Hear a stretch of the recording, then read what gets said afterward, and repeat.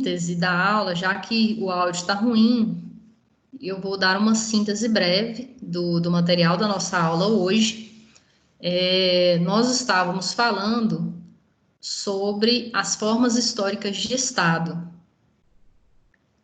E agora nós vamos avançar um pouco perguntando por que Estado, né? A natureza do Estado, se é a única forma de organização que nós temos. E por quê, né? Por que a gente pensa isso em sociologia? Na verdade, as humanidades todas fazem essa discussão. E aí, por que a gente pensa essas questões, né? A gente pensa elas para a gente conseguir ter uma perspectiva crítica sobre as formas de organização da sociedade, né? Não existe uma forma única de organizar a sociedade, de pensar a sociedade, e o Estado, as formas de poder, todas estão ligadas nessa discussão.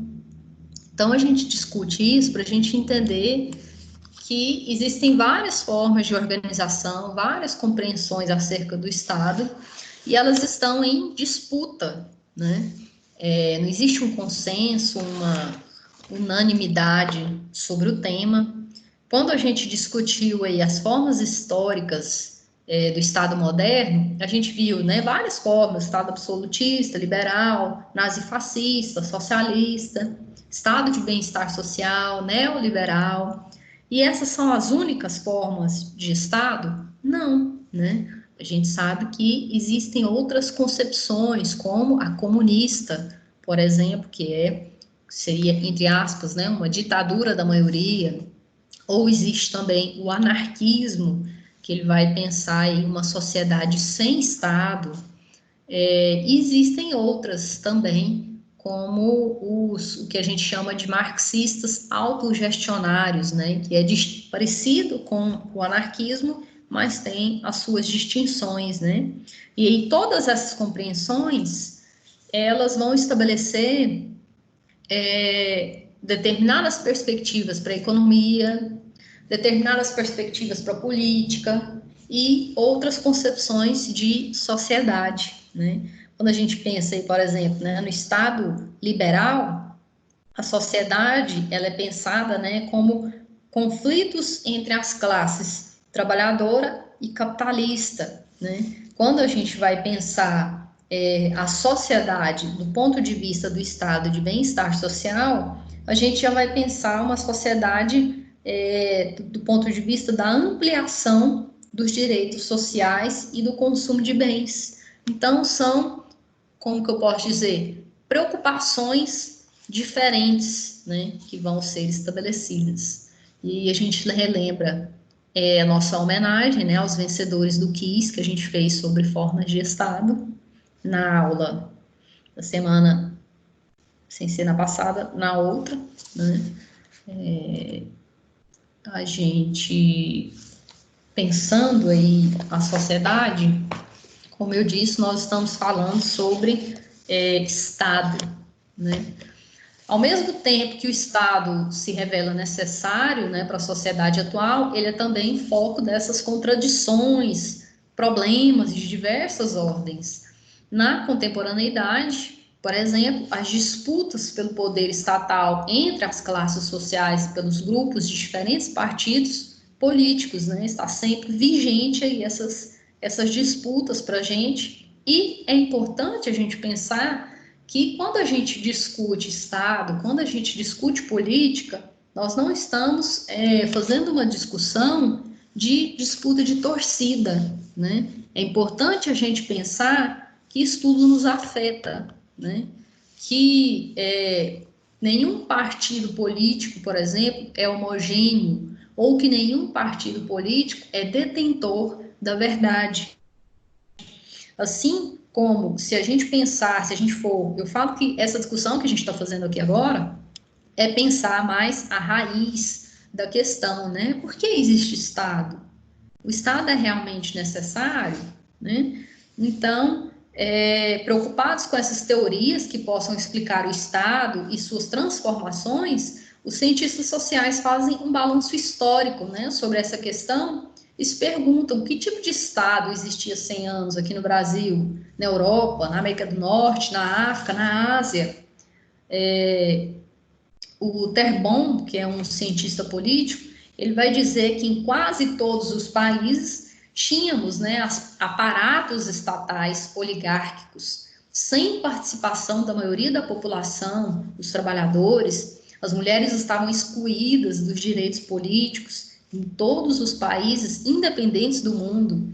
O racismo, né, ele se encontrava institucionalizado em leis e normas em um grande número de países. Uma parte significativa do mundo era governada por forças coloniais ou por dinastias imperiais. Em comparação com tudo isso, que Estado nós temos agora, né? Na grande maioria dos países, institucionalizaram-se estados democráticos, onde o sexismo e o racismo são, pelo menos, vergonhas ilegais, embora naturalmente, né, ainda persistam. Estados onde certos serviços sociais, como por exemplo a educação, formam parte da rotina cotidiana do aparato estatal. Tal trajetória teve custos enormes. As duas guerras mundiais, numerosas guerras civis e coloniais, revoluções e contra-revoluções, ditaduras sangrentas e repressões brutais. Em um balanço geral, a gente pode ver como durante essas décadas também se produziram importantes progressos, assim como um número significativo de lutas pela emancipação e pela liberdade. E aí, o Betinho, né, o sociólogo Herbert de Souza, é uma referência sempre para a gente em se tratando de cidadania, sociedade, Estado, aqui no contexto brasileiro. Para a gente pensar, né?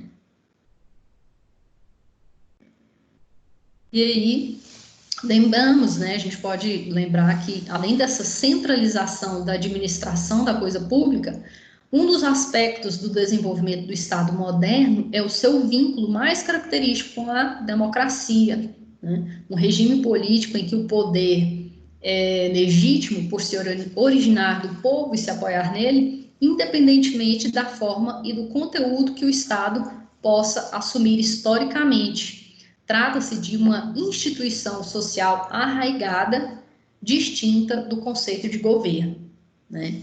Então, são concepções elementares, né, fundamentais para a gente pensar aí. E aí, quando a gente está falando, né, de Estado e sociedade, é importante, deixa eu só admitir mais alguém que está querendo entrar na sala. Entre, querida, seja bem-vinda. Deixa-me voltar aqui.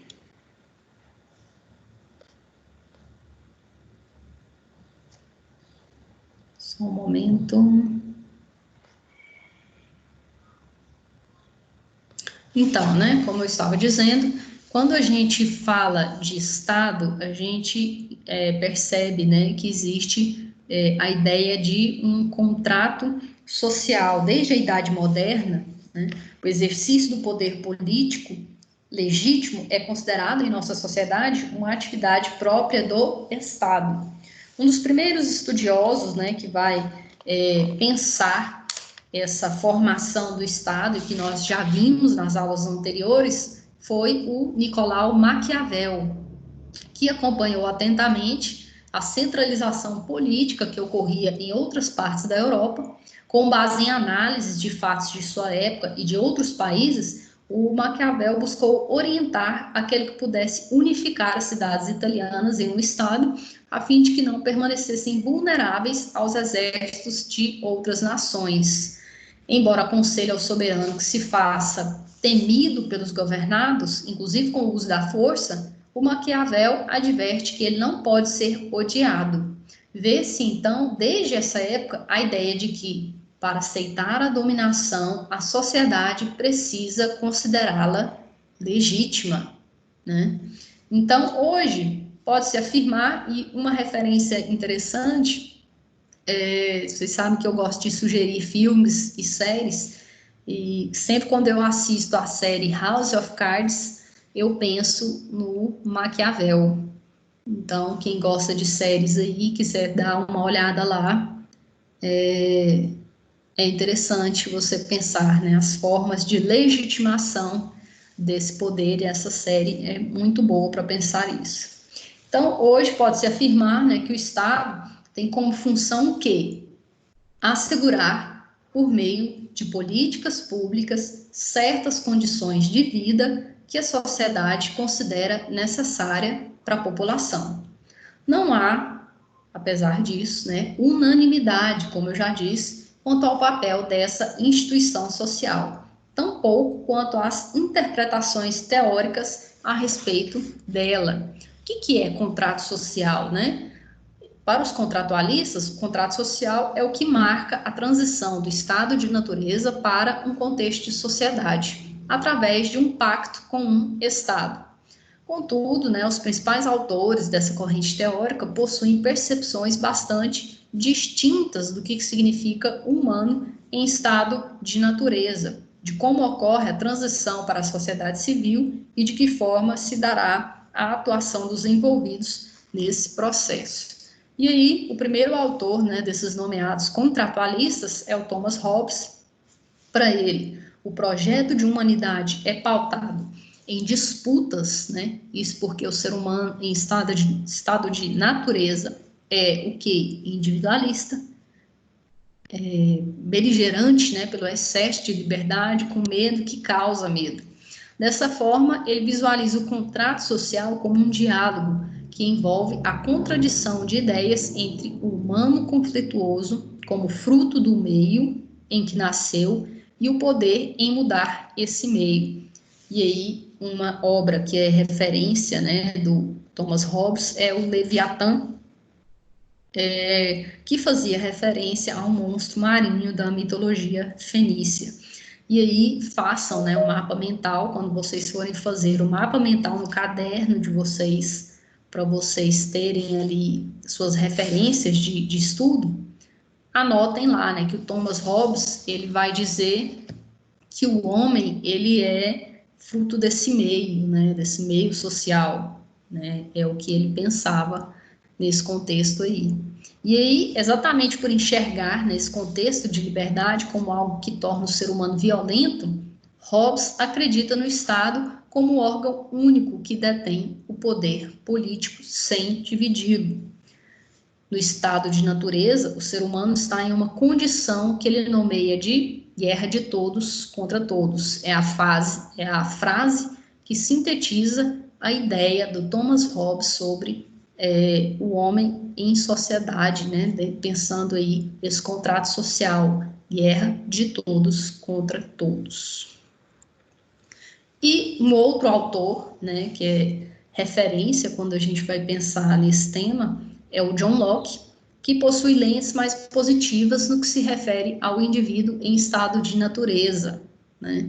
Para o autor, o ser humano não é necessariamente mau, mas é naturalmente proprietário, ou seja, a concepção de propriedade para ele inclui não apenas a instância territorial, mas envolve corpo, vida, liberdade, capacidade de trabalho e bens, considerados todos direitos naturais. Diante disso, o Locke defende o direito à propriedade, sobretudo baseado no chamado justnaturalismo. O que é isso, né? São direitos naturais e imutáveis, isto é, já nascemos possuindo esses direitos.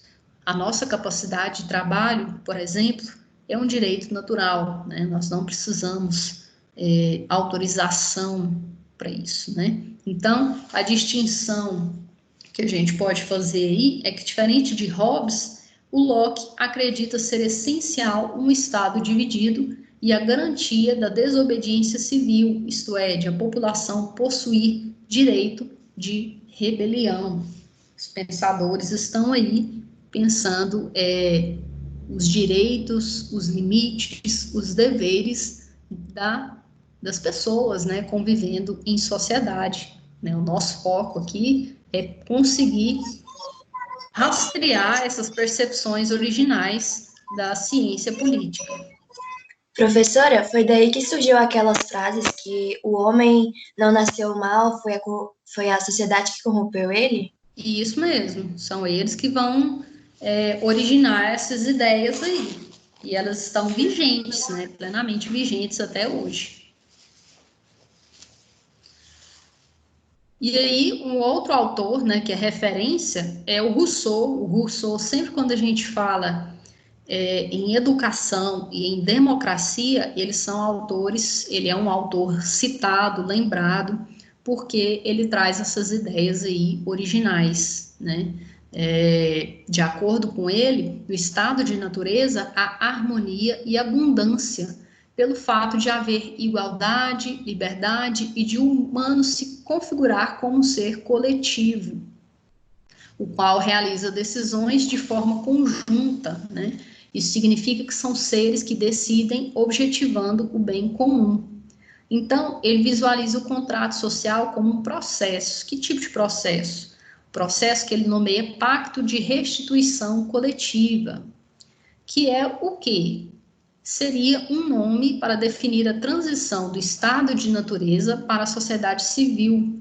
Sendo uma transição, mantém-se características do estado natural, as quais Rousseau considera positivas, né?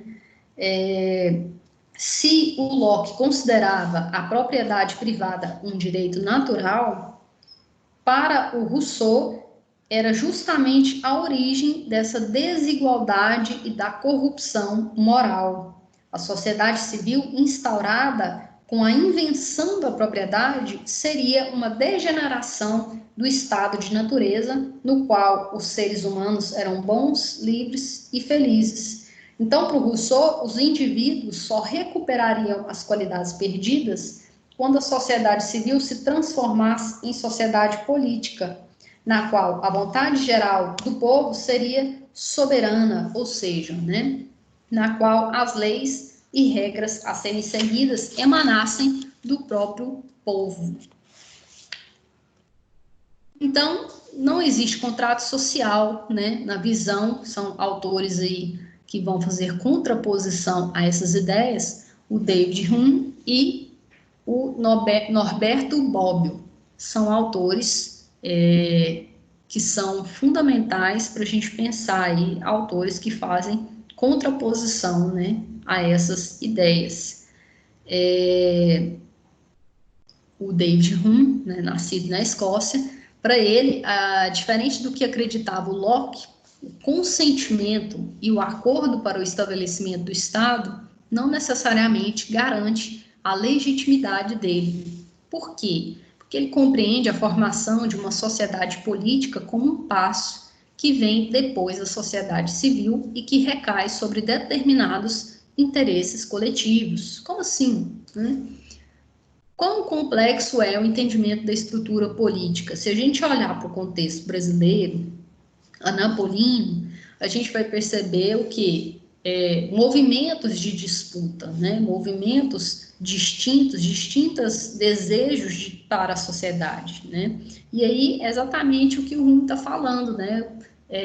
O consentimento existe em uma sociedade civil que muitas vezes não é politicamente empoderada. A principal crítica desse autor, né, está no fato de que o que é considerado legítimo não advém do estado de natureza. Por isso, o contrato social não poderia ser firmado baseado em legitimidade. A ideia de legitimidade requer um empoderamento político, uma etapa muito avançada e nem sempre alcançada pelas sociedades. Então, se há um estado, não há possibilidade de, já no estado de natureza, haver a ideia do que é legitimidade. E aí, se a gente for pensar um pouco, aprofundar a ideia desse autor, por exemplo, no contexto brasileiro, a gente sabe que o índice de analfabetismo, até pouco tempo, aí até talvez se a gente possa colocar nos anos 80 por aí, o índice de analfabetismo no país era altíssimo, né? Então, é difícil a gente pensar uma sociedade politicamente empoderada nesse contexto, com falta de acesso à educação, por exemplo. Então, nesse sentido, se a gente for pensar a ideia de Estado, por exemplo, do comunismo, ela pressupõe uma sociedade altamente empoderada, com pensamento crítico, né? Então, baseado nesse autor, a gente percebe que pode ser falho, né, essa ideia de uma sociedade politicamente ponderada, porque existe uma necessidade, por exemplo, de acesso à educação, à cultura, para que as pessoas atinjam, de fato, esse empoderamento, né? A gente chama empoderamento de conhecimento, saber é uma forma de empoderamento, né? E aí, outro autor que vai trazer esse pensamento, essa perspectiva crítica, né, é o Norberto Bobbio, que nós já tratamos em aulas anteriores, mas de forma bem sintetizada, e ele contextualiza que ela não deve ser vista apenas na comunidade, como também presente em microcomunidades, por exemplo, em universidades, né? Logo, esse ato político está presente em âmbitos macro e micro. Assim, o privado se torna de responsabilidade pública, isto é, poder político é exercido em âmbito público, mas tem reflexo individual e ideológico. As ações e omissões nas esferas públicas são fortemente marcadas pelo agir, que já tem em vista a obtenção de determinados fins, entre eles o próprio poder e a capacidade de obtenção de obediência. Então, ele está falando o quê? Do uso desse espaço, chamado espaço, apenas para exercer o poder e obter obediência. Nesse sentido, o teórico ressalta que a soberania é uma autonomia em maior ou menor grau, ou seja, o fato de haver poderio não pressupõe plena autonomia, tendo em vista que, com ou sem hierarquia, as instituições ainda assim serão interdependentes. Pela existência dessa interdependência, Bobbio entra em contraposição com a visão contratualista da política como algo único, em que uma das partes necessariamente se submete à outra.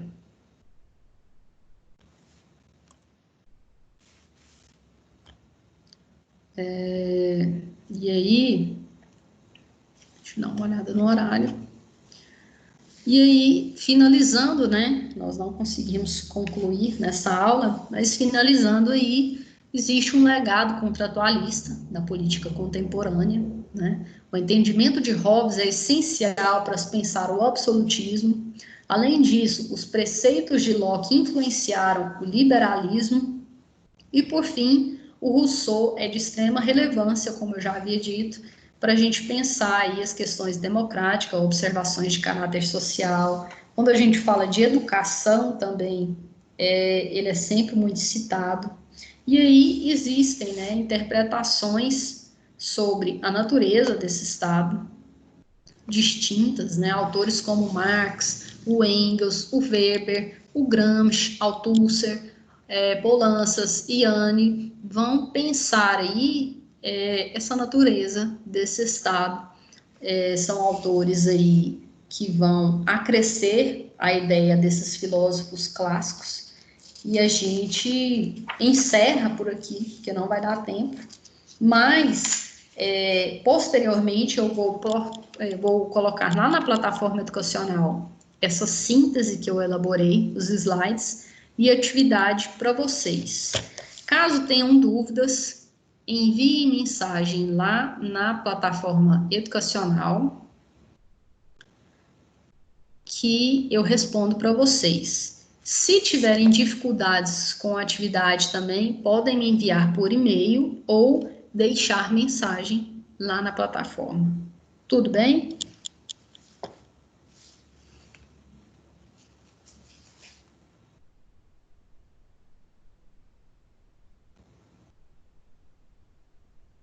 Então, é isso. Um abraço. Qualquer coisa, me chamem, se comuniquem comigo, tá bom?